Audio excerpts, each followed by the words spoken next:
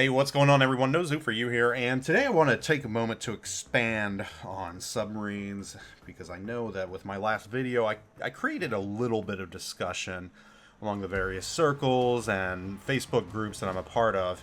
A lot of people agreed with me, a lot of people hate submarines, but a lot of people also disagreed with what I had to say and think that submarines aren't that big of an issue. I would say both sides are right. In various ways. Are submarines the worst thing to ever happen in this game? It depends. I would say submarines in general, an average submarine player is not going to affect the outcome of a round that much. An average submarine player it's not an issue. The problem is when you get a good submarine player in there and is able to leverage all the ridiculous aspects of submarines and gimmicks and everything else. And a lot of players out there tried justifying these things, tried to explaining away all the ridiculous aspects of submarines. One person said, well, there were homing torpedoes in World War II, there were acoustic torpedoes, and yeah, there were. That doesn't mean it's right for the game, though. And it's not like they were widely used either. And it was towards the latter end of the war as well, when they became used. But they still weren't widely used. Torpedoes were mainly dumbfire. And they didn't have fast reload and were able to just spew out the vast amounts. The homing torpedo aspect of these submarines in the game are probably one of the worst mechanics that this game has ever introduced. Hands down.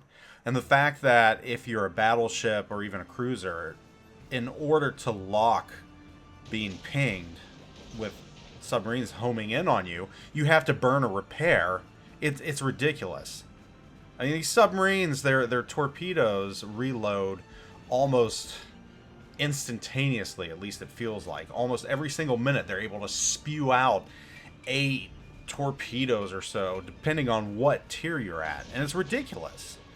If you're singled out as a battleship by a good submarine player, you're screwed, because if you have to burn that repair in order to save yourself from losing half your health from homing torpedoes, someone else on the enemy team is just going to light you up with HE and you're going to burn. And then you got to worry about those torpedoes all over again. Or you got to worry about them without the ability to use a repair to break that lock. So that's one major issue I have with submarines. The homing torpedoes and the reload are just absolutely ridiculous with them. But that's not it, though. That's not the only thing. Another player said that it was completely my fault with what happened, and well, there's nothing more to it. It was my fault. I disagreed and said, hey, look, they said if a battleship was there, they would have just been hitting your citadel. Or, I'm like, that's great.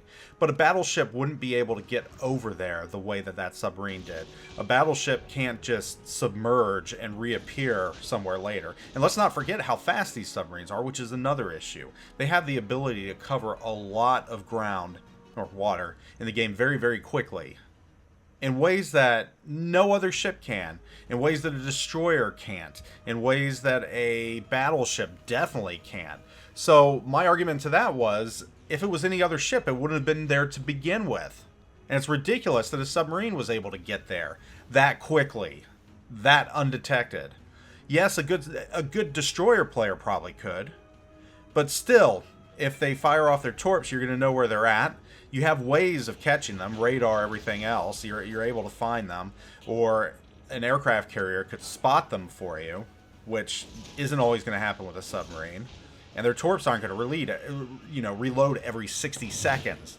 So the fact that submarine was able to get there that quickly is just another absolutely ridiculous mechanic that screws with your gameplay. There's nothing you can do about it. Absolutely nothing. And that's why I really disagree with the way submarines are. Again, yes, this is an arcade game. It's not a simulation. Liberties have to be taken to make the game enjoyable and playable. Battleships are faster than they really were. Not submarines. Destroyers are faster than they really were. A lot of ships give up realistic aspects to make them useful, playable, that rock, paper, scissors aspect, which really doesn't exist anymore. But of all the ships in the game, the most liberties have been taken with submarines because they do not act remotely near how they would have in real life. Not even close. They were slow. They had to travel on surface. They were easy to find, easy to destroy with aircraft. And granted, in this game, yes, you can if you find them. In a battleship, you can drop planes on them, and they're relatively easy to kill once you find them. But you gotta find them first.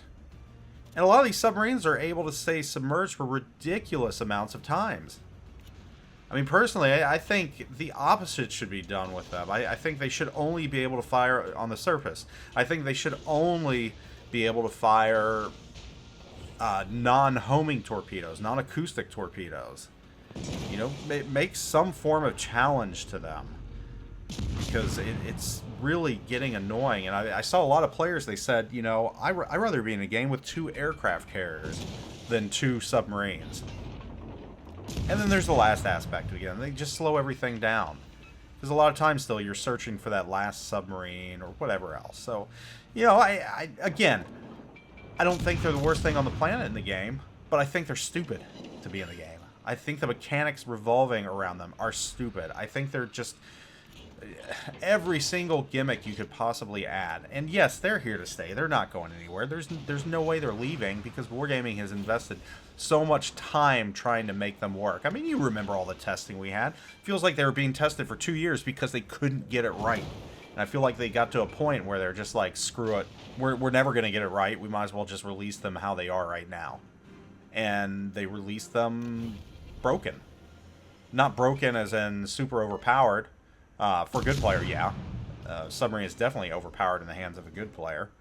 But they're just an annoyance. They're an annoyance in the game that a lot of players don't want to have to deal with because they're already dealing with so much stuff already. Another player was just like, oh, they're easy to take out in a destroyer. All you got to do is chase them down. And I'm like, you're full of it. Absolutely full of it. You don't do that in your destroyer.